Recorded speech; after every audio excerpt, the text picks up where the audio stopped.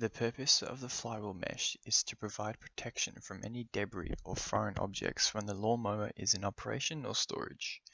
The actual flywheel is designed to tolerate the momentum from combustion in order to keep the crankshaft turning in between the engine's power strokes.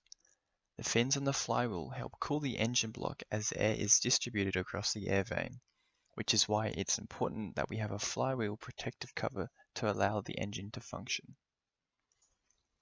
As simple as the mesh may seem, there has been consideration and thought into the design and required properties for the part to function effectively. The most self-explanatory property would be its moderate strength. It must be of reasonable strength to protect the flywheel against a variety of potentially harmful objects such as rocks, sticks, and insects. The ventilation holes need to be small enough to prevent these objects from passing through, but large enough to provide sufficient airflow.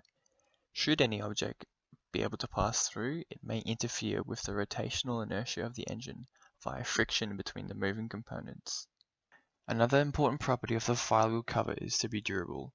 As the flywheel is exposed to the elements, it needs to be resistant to rust whilst considering its production cost and weight.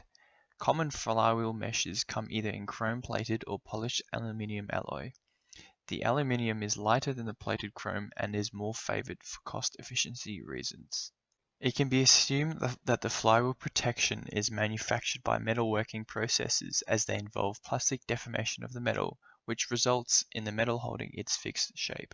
It is also assumed that the starting metal stock was in the form of a pierced metal sheet. Since this type of sheeting can be bought in thicknesses of 0.4 to 1 mm, no further rolling needs to be done. Due to its curved dome shape, the metal must have gone through a drawing process, where the metal is pulled to give it shallow drawn depth. The large hole at the top of the flywheel protection was most likely done through hole punching. We can also see that hemming was applied to this part, where the edge is curled inwards to give a smooth, rounded edge. We think that the process would start off as a pierced steel sheet which goes through a shallow drawing process. We believe this to be the case as we can see that the holes along the bottom edge are slightly elongated and hasn't started from a single solid sheet.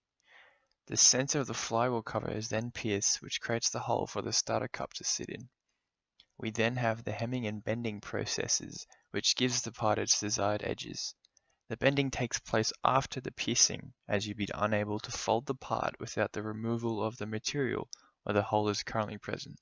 This concludes the process of the flywheel cover. Thank you for listening.